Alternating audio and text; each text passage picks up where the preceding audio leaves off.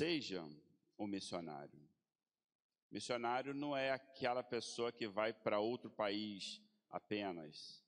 Missionário não é aquela pessoa que vai para outro estado apenas. Missionário não é aquela pessoa que vai no interior do lugar, do estado onde você mora, ou que vai para uma área de risco, ou que vai evangelizar para as pessoas que moram na rua apenas. Tudo isso é missões. Mas ser um missionário significa cumprir a missão que Cristo nos deu. Ide e pregai o Evangelho. E nós podemos ir e pregar o Evangelho em todo e em qualquer lugar. Nós vamos ler o texto sagrado em Mateus capítulo 16, do verso 13 até o verso 18. Esse texto nós vemos Jesus Cristo falando mais uma vez sobre missões. Aqui nesse texto ele vai falar sobre missões de uma forma mais coletiva. Ele vai falar sobre a igreja. Diz assim: E chegando Jesus às partes de Cesareia de Filipe, interrogou os seus discípulos, dizendo: Quem dizem os homens ser o Filho de Deus? E eles disseram: uns João o Batista, outros Elias e outros Jeremias, ou um dos profetas. E disse-lhes ele: E vós, quem dizeis que eu sou? E Simão Pedro, respondendo, disse: Tu és o Cristo, o Filho do Deus vivo. E Jesus respondendo, disse-lhe: Bem-aventurado és tu, Simão Bar-Jonas, porque tu não revelou a carne e o sangue, mas meu Pai que está nos céus. Pois também eu te digo que tu és Pedro, e sobre esta pedra edificarei a minha igreja, e as portas do inferno não prevalecerão contra ela. Oremos. Senhor Deus, fala aos nossos corações nessa noite, ó Pai. Em nome de Jesus. Amém, Senhor. Irmãos, esse texto, ele vai nos ensinar muitas coisas. Mas eu não vou querer aqui nessa noite falar sobre quem é o fundador da igreja, se é Pedro, se é a pedra, se é a afirmação. Eu não quero falar sobre isso. Isso aí a gente vai estudar no outro dia com o pastor Levi. Mas hoje eu quero falar sobre a igreja vencedora. A igreja vencedora, irmãos, é aquela que proclama que a solução é Jesus Cristo. Jesus Cristo passou todo o seu ministério dizendo para nós o que ele veio fazer, qual era a missão dele. Preparando os discípulos, trazendo uma mensagem, fazendo algumas mudanças, fazendo as pessoas entenderem que aquela religiosidade que elas estavam vivendo, fria, distante, em alguns casos, não era o que Deus queria para o ser humano. Então Jesus Cristo passou ali um bom tempo e teve muito trabalho, porque nós, seres humanos, somos pessoas obstinadas. Quando nós botamos uma coisa na nossa cabeça, às vezes para mudar aquilo é muito difícil, mesmo que esteja errado. Mesmo que a gente não esteja conseguindo compreender a amplitude de determinada coisa, mas acabamos nos prendendo a alguns detalhes e esquecemos de todo o resto. Cristo estava mostrando para o povo judeu de que não eram alguns detalhes que deveriam ser observados, mas era todo o resto. Era o todo, era o ser humano, não os detalhes da lei. E finalizando a sua missão, ele tem essa conversa com Pedro. E ali, Jesus Cristo institui a igreja. Embora Jesus Cristo nunca tenha sido um cristão, ele sempre foi judeu. Mas ele organizou ali um grupo de pessoas Ele sistematizou aquelas pessoas que iriam dar continuidade a tudo aquilo que ele havia ensinado. A sua missão estava sendo passada de uma forma total para a igreja. E ali ele disse: as portas do inferno não prevalecerão contra a minha igreja. Algumas coisas que nós aprendemos, e a primeira é: de quem é a igreja? Do pastor Levi. Primeira igreja batista de Nilópolis, há quase 30 anos aqui, é do pastor Levi. Sim ou não? Não, não é do pastor Levi. Algumas famílias que são aqui fundadoras, né? Tem famílias fundadoras aqui, que estão aqui há 84 anos, os seus pais aí começaram. Então essa igreja pertence a eles, sim ou não? Não.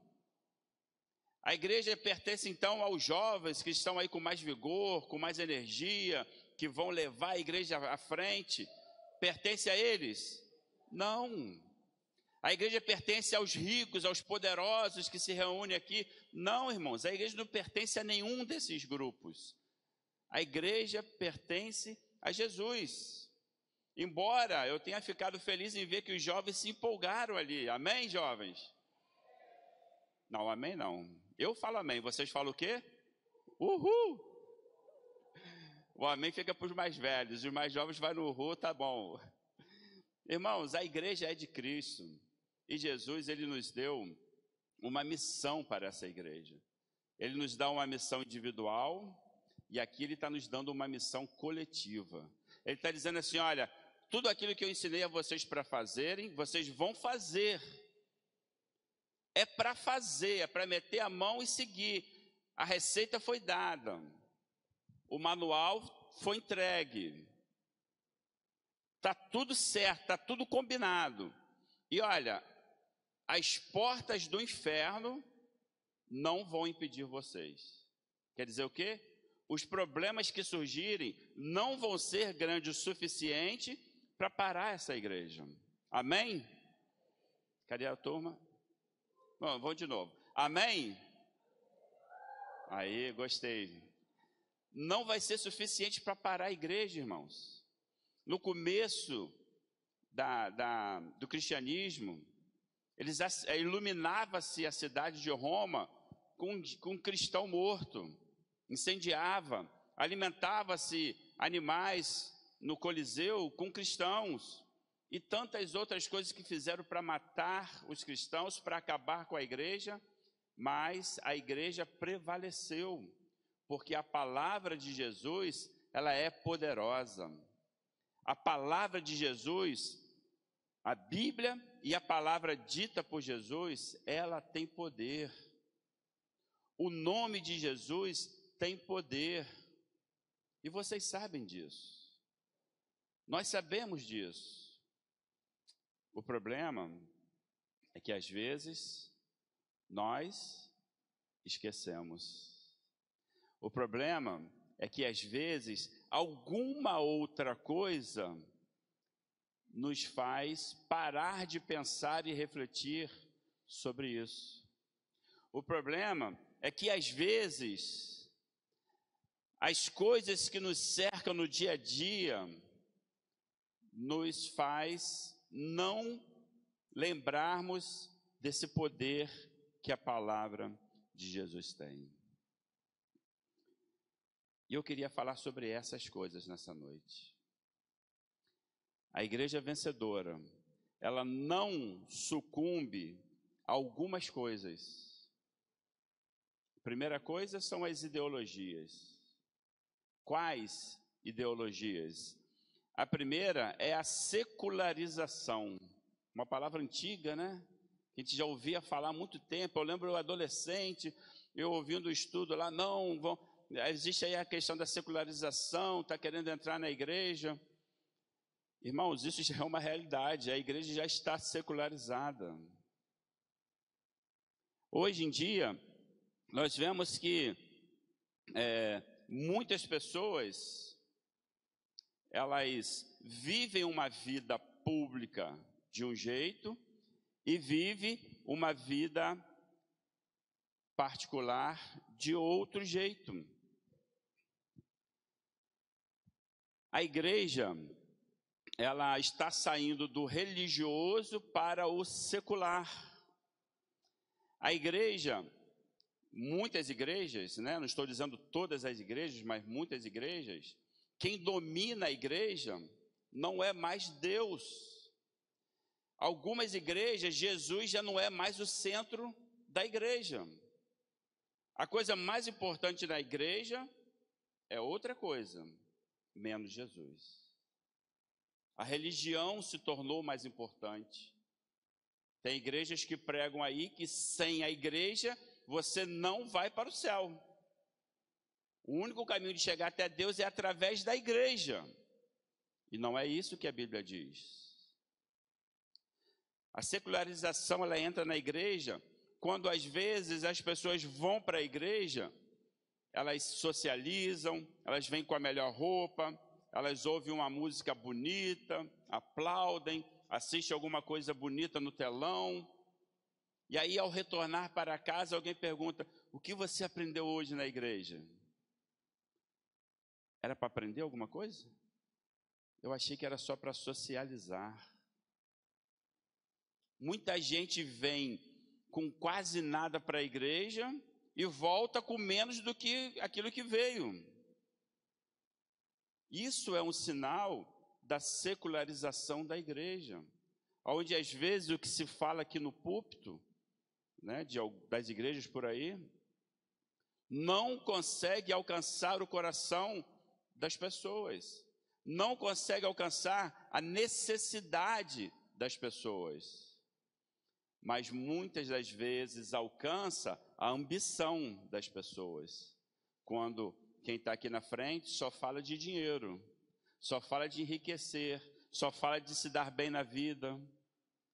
Quando, às vezes, alguém que está aqui na frente fala que você não tem culpa daquilo que está acontecendo contigo. Não se martirize.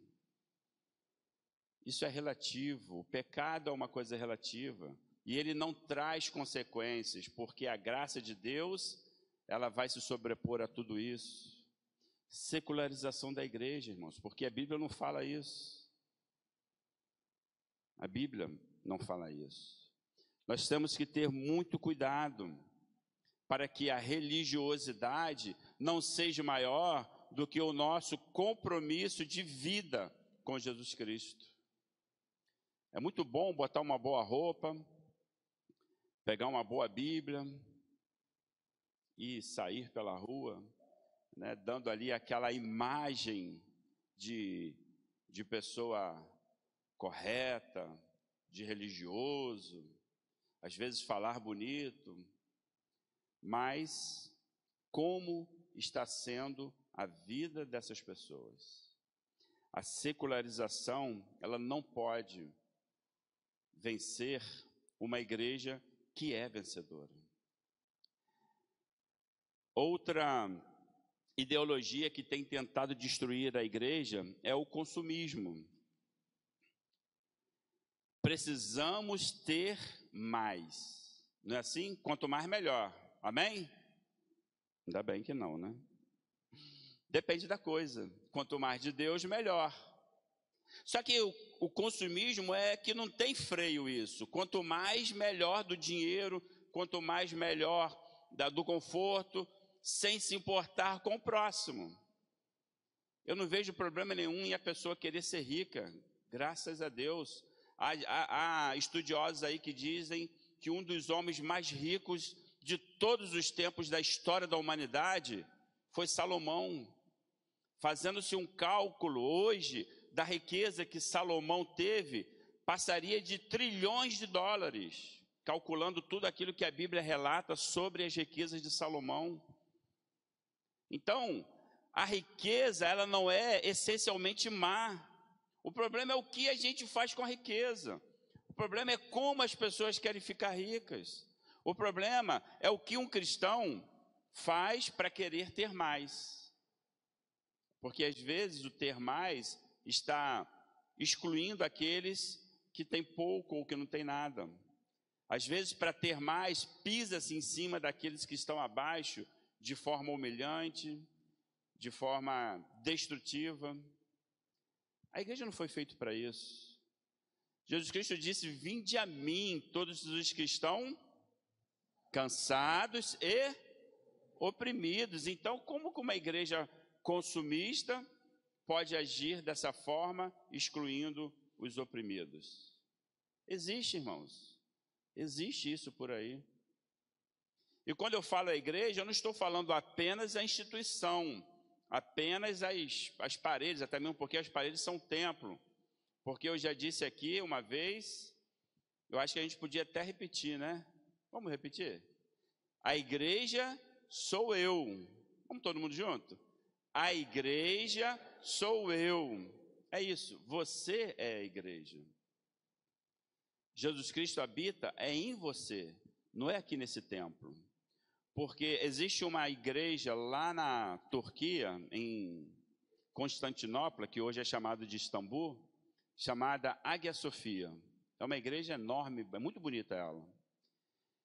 Só que aquela igreja foi construída na época dos cruzados, 1000 e tantos anos atrás. Só que depois, aquela igreja foi conquistada pelos otomanos, pelos árabes, que transformaram aquela igreja numa mesquita, que não é cristã, é outra religião, que depois os cristãos reconquistaram. Então aquela mesquita voltou a ser uma igreja, e depois foi conquistada pelos otomanos novamente, e voltou a ser mesquita. Ou seja, o templo, ele vai ser aquilo que as pessoas estão dentro. Hoje em dia, lá na Inglaterra, na Europa, os templos evangélicos, e cristãos estão virando bares, boates e outras coisas mais.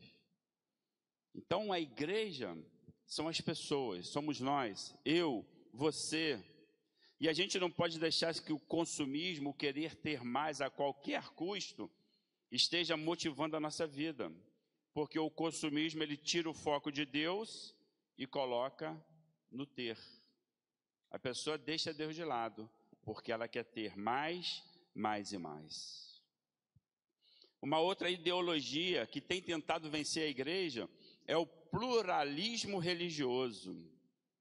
São muitas opções que se encaixam na vontade própria, não de Deus. Eu posso servir a Deus da forma A, B, C ou D. Eu posso ser um cristão de qualquer forma. E nós vemos aí quantas coisas que eu posso dizer, aberrações que grupos religiosos têm feito por causa desse pensamento. Eu interpreto a Bíblia da maneira que eu acho melhor. E aí cria ali um grupo religioso com aquela interpretação que ele achou melhor. Aí vai inclui isso, inclui aquilo outro. E eu estava observando esses dias, irmãos, que muitos grupos religiosos assim têm saído e botam lá o nome de Batista, né? Não sei se vocês já repararam, depois dão uma pesquisada sobre isso. O pluralismo religioso tem tirado a visão de Deus e colocado a visão em quem? Em mim, no ser humano, no homem, na mulher. Mas isso não é novo, irmão. Essa história não é nova. Essa história já aconteceu há mais de 500 anos atrás. O iluminismo fez a mesma coisa. Tirou Deus do centro e colocou o homem no centro. O homem, o ser, o eu, o próprio, o ego, se tornou a coisa mais importante. E até hoje, isso não conseguiu vencer a igreja.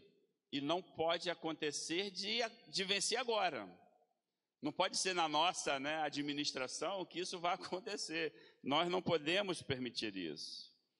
A outra ideologia que tem tentado destruir a igreja é a privatização. Não estou falando de política. Não estou falando privatização de empresas. Eu estou falando a vida que a pessoa vive no público e a vida que a pessoa vive no privado. A pessoa posta lá no Facebook, Instagram, YouTube, Snapchat, Pinterest, Twitter, e por aí vai. Aí coloca só coisa bonita, bela. Às vezes o camarada não tem R$1 no bolso, mas aí inventaram aí um tal do removedor de fundo, né, o pessoal lá de trás, ó. Aí vai lá, tira uma foto lá atrás na parede de tijolo, remove o fundo e depois coloca o fundo lá de Paris. Aí bota a pessoa lá como se estivesse em Paris. Não tem R$1 no bolso. Ou seja, é uma vida pública que é uma, mas a privada é outra. É outra vida totalmente diferente. Foi lançado um filme essa semana, Sons da Liberdade. Ouviram falar? Depois, quando for possível, assista esse filme. Irmãos, isso é um tapa na cara da nossa sociedade. Uma das coisas que tem mais gerado riqueza, não, dinheiro, movimentado dinheiro no mundo hoje é a pornografia e prostituição infantil. Mas não é porque as crianças querem fazer isso. É porque um número pequeno, bem pequeno de pessoas tem sequestrado, roubado, matado, tem feito alguma coisa com as nossas crianças e vendido essas imagens na internet. Aí a gente vê pessoas, e infelizmente já tem pesquisa que mostra isso, crentes que no público, glória a Deus, aleluia.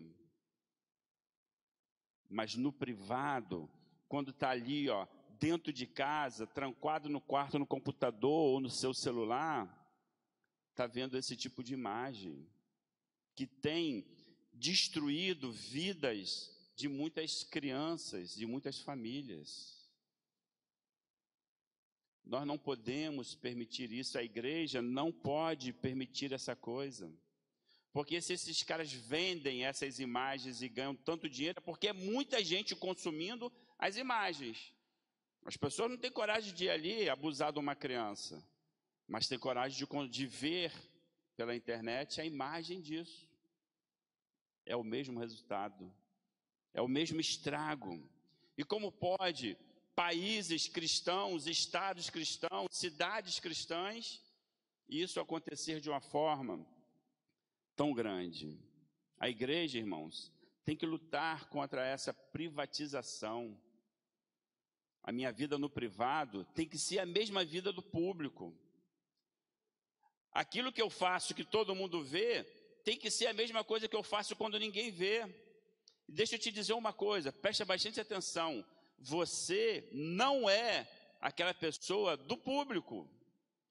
Você é aquela pessoa do privado. O público só engana os outros, mas ninguém. Você é aquela pessoa que você vive no privado. E a igreja tem que ser forte nisso. Hoje nós temos muitos crentes, são chamados os performáticos. O que é crente performático? Ele vive uma vida que é uma performance.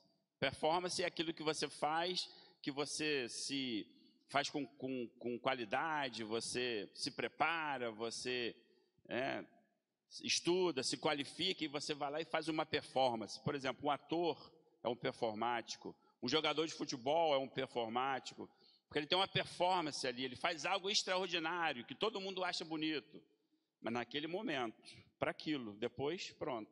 Não é a vida dele. Hoje, infelizmente, para o desespero e a tristeza de alguns, o Flamengo perdeu. Então, os jogadores que estavam ali jogando, não, mas perdeu o campeonato, Copa do Brasil, então perdeu. Então, os jogadores que estavam ali, perdeu, acabou, o que eles vão fazer? Vão morrer de tristeza? Não. Vai cada um para sua casa, curtir o seu dinheiro, sua família e pronto. Porque aquilo é uma performance. Eles estavam ali fazendo algo. Deu certo? Bem. Não deu? Vamos tentar na próxima. Eu até vi um post lá do Gabigol dizendo, nós nos esforçamos, mas ainda tem o Campeonato Brasileiro. Isso é performance. O cristão não pode fazer isso, irmãos. Porque quando aquilo que nós estamos fazendo na nossa vida falha, a nossa vida está falhando. É uma falha na nossa vida, não é só para aquele momento. Mas tem gente vivendo essa vida performática. Aqui na igreja é uma coisa. Lá em casa é outra coisa. Eu não estou dizendo que a gente tem que ser perfeito, porque está ali a minha esposa que pode me dizer assim, vou te observar lá em casa. É claro, nós temos erros, é claro, nós temos defeitos, mas nós temos que estar lutando contra esses erros e defeitos, para que a gente não acabe sendo um performático. Que no público a minha vida é uma, no privado a minha vida é outra. A outra ideologia que tem tentado destruir a igreja é o relativismo moral. Afinal de contas, o que é moral e o que é imoral? Já reparou que hoje em dia a gente tem tido uma dificuldade para entender isso, para responder isso? O que é moral e o que é imoral? É o relativismo. Hoje vive-se o politicamente correto. Tem coisas, tem palavras que eu agora, nesse momento, não posso falar aqui no microfone, porque senão depois a live vai cair. O que tiver gravado lá vai cair, porque o YouTube vai cortar. Você não pode falar. Eu não posso dizer aqui algumas coisas que são imorais, que eu considero, que a Bíblia considera, que a sociedade sempre considerou imoral, porque hoje já não é mais. E, infelizmente, isso tem acontecido com a igreja. O relativismo moral. Nós não podemos deixar que isso aconteça. Sabe por quê? Porque a igreja vencedora, ela luta contra todas esse tipo de coisa. Como ela luta, pastor? Ela luta da primeira forma, cumprindo a missão que Cristo nos deu. Qual é a primeira missão que Cristo deu para mim e para você? Mateus 28, 19 e 20. Portanto, ide e ensinai todas as nações, batizando no nome do Pai, do Filho e do Espírito Santo. Primeira coisa, temos que pregar, temos que evangelizar, temos que testemunhar. Pastor, eu não sei pregar. Sabe sim. Você sabe falar de Jesus.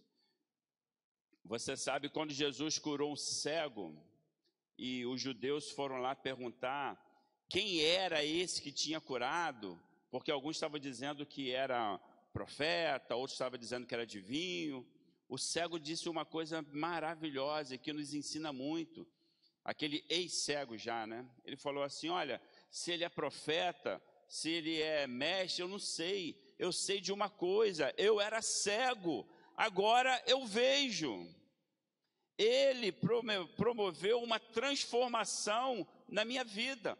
É isso que Cristo está dizendo em Mateus 28, 19 e 20. É isso que eu e você temos que fazer.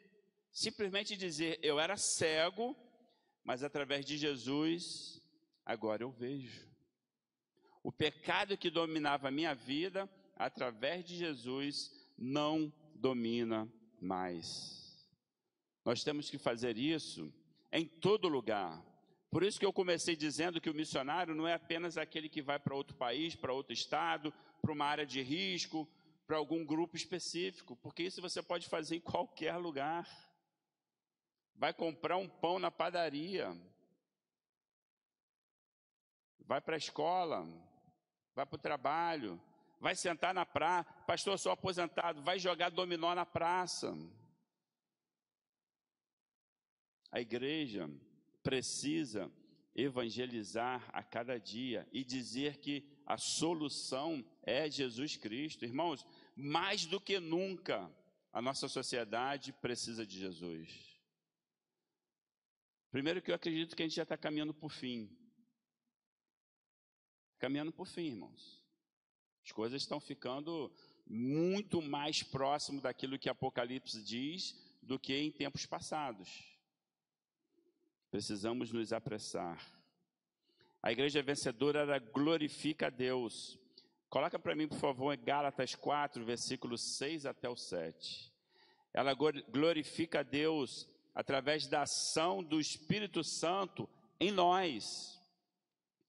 Você não é chamado para cumprir uma missão porque você é a pessoa mais inteligente que tem, porque você é a pessoa mais esperta que existe, o mais bonito, o mais forte, o mais alto, o mais baixo, o mais gordo, o mais magro, o mais preto, o mais branco. Nada disso. Você é chamado porque você é capacitado pelo Espírito Santo de Deus.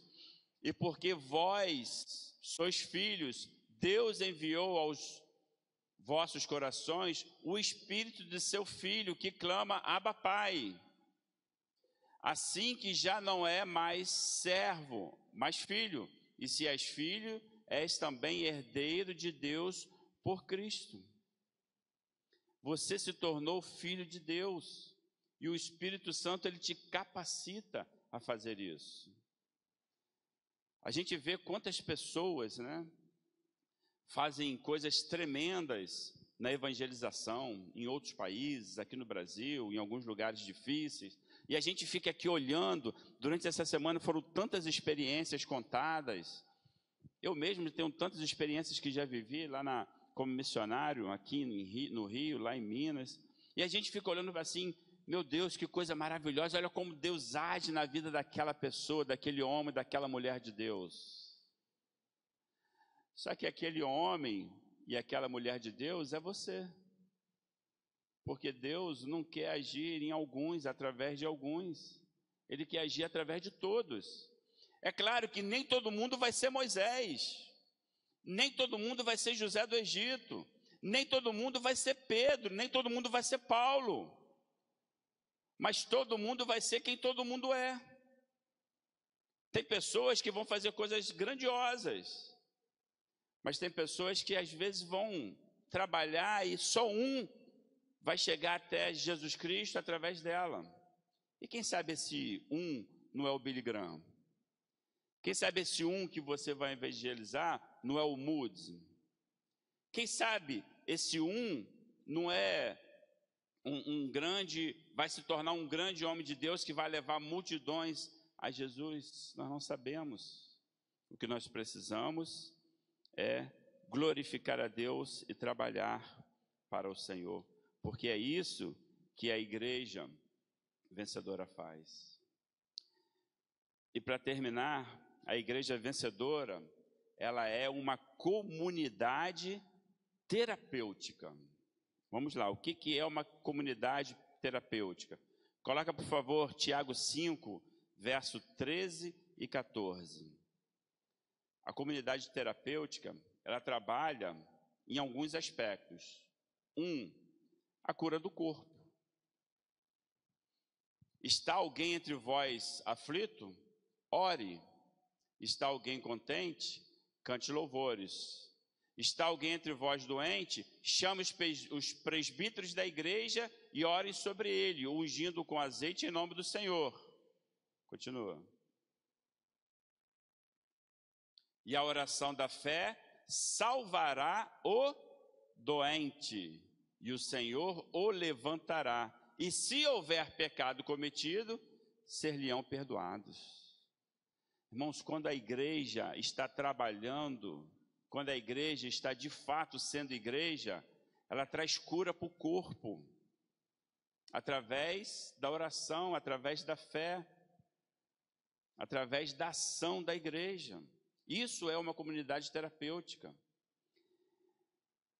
Mateus 11, 28. Uma igreja vencedora é uma comunidade terapêutica porque ela traz cura do emocional. Mentes doentes levam as pessoas a quê? Levam à depressão, levam ao suicídio, levam à exploração porque a pessoa abre o coração para alguém, depois acaba sendo explorado por esse alguém. São tantos males que acomete uma pessoa que tem a mente doente. Mas olha o que a Bíblia diz: vinde a mim todos os que estáis cansados e oprimidos, e eu vos aliviarei. A opressão, irmãos, na maioria das vezes ela acontece na nossa mente. Mas quando nós temos a nossa mente em Cristo, nós estamos protegidos para não sermos oprimidos, para não estarmos vivendo uma vida cansada. Você já reparou que às vezes a pessoa trabalha descarregando caminhão de tijolo? É o dia inteiro ali descarregando caminhão de tijolo. O outro trabalha no escritório, ali só no computador, resolvendo problemas. No final do dia, os dois vão para casa. Quem está mais cansado? O que carregou tijolo ou o que trabalhou no escritório? Sabe que já há estudos que comprovam que às vezes o que trabalhou no escritório está mais cansado do que o do tijolo? Sabe por quê? Porque quando você faz muito esforço físico e você descansa, dorme, relaxa, o corpo se recupera. Mas se você tiver com a sua mente doente, você não consegue nem dormir, nem descansar e nem relaxar. E no outro dia, você está mais cansado ainda. Então, a nossa mente, ela também traz doenças emocionais. Mas Cristo, Ele nos dá a receita para termos a cura dessas doenças. E a cura é o próprio Cristo. A Igreja Vencedora, ela é uma comunidade terapêutica porque ela tem a cura sentimental. Salmos 40, verso 1, que é um texto que a gente conhece bem, né? Esperei com paciência no Senhor. Vamos falar todo mundo junto? Esperei com paciência no Senhor, e Ele se inclinou para mim e ouviu o meu clamor. Você tem alguém que ouve o teu clamor. Quando você ora, como o irmão Fabiano falou aqui, tu não está jogando palavras ao vento.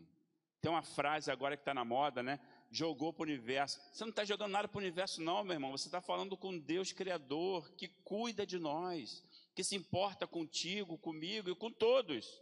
Ele não se importa só contigo e comigo, ele se importa com todos. Ele se importa com o traficante. Ele se importa com esses homens maus que eu falei aqui, da prostituição infantil. Ele se importa com ladrão, se importa com mendigo, com fofoqueiro.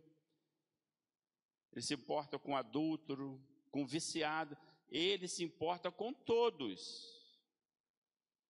Mas nós, que já conseguimos sair de algumas condições difíceis porque aceitamos a Jesus, precisamos levar para essas pessoas que estão com a sua vida sentimental destruída, de que Cristo pode transformá-los.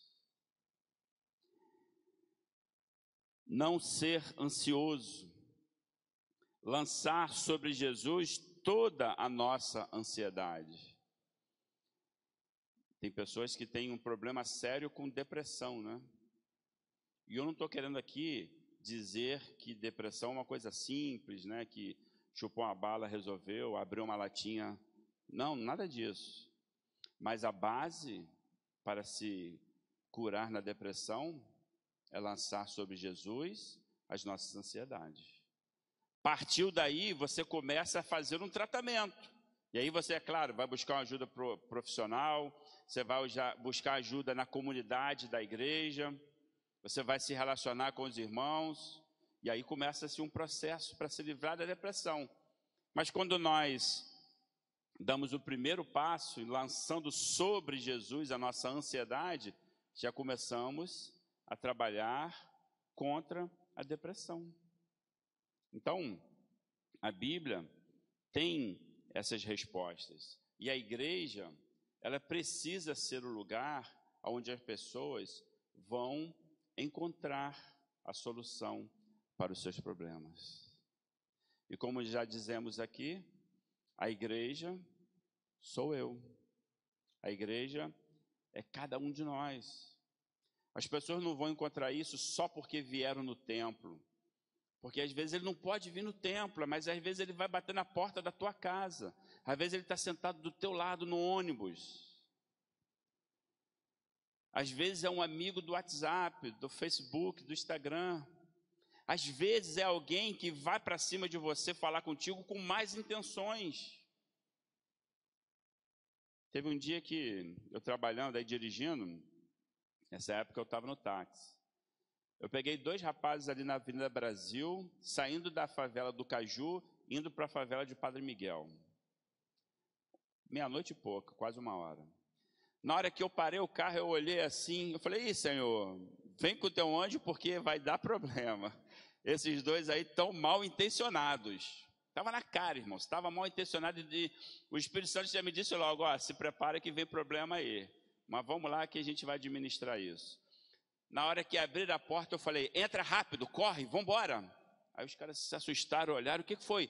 Entra, porque aqui é perigoso para vocês, aqui dentro do carro vocês estão seguros. Os caras acharam aquilo estranho. Não, aqui a gente vai ali para Vigário Geral, então vamos embora, eu levo vocês para lá. Em que lugar? É na Brasil? Eles, não, eles falaram assim, me deixa na Brasil. Eu falei, não, vou deixar vocês, vou descer da Brasil, vou parar ali do lado da linha do trem, em frente à passarela, que é para ficar mais fácil para vocês entrar logo lá do outro lado. Estava mostrando para eles que eu entendia o que estava acontecendo, né? E aí eles perguntaram, você é a polícia? Eu falei, não, rapaz, eu sou pastor e o Espírito Santo de Deus está aqui nesse lugar. E ele vai me mostrando as coisas, porque quando a gente tem comunhão com Deus é assim, Deus vai mostrando as coisas para a gente. E aí, levei aqueles 2 rapazes, fomos conversando, chegou lá, pagaram a corrida e foram embora. E eu vim para casa com uma história para contar. Irmãos, é assim. De repente, se eu não tivesse agido dessa maneira, o resultado teria sido outro. A gente não sabe. Mas eu, você, cada um de nós, precisamos estar preparados, porque às vezes a pessoa está vindo com a má intenção para cima de você, mas você consegue reverter isso e transformar isso em algo bom. Preguei para eles e consegui sair de lá sem perder nada. É assim que Deus faz, irmãos. Comigo e com você. Porque a igreja vencedora, ela age dessa forma.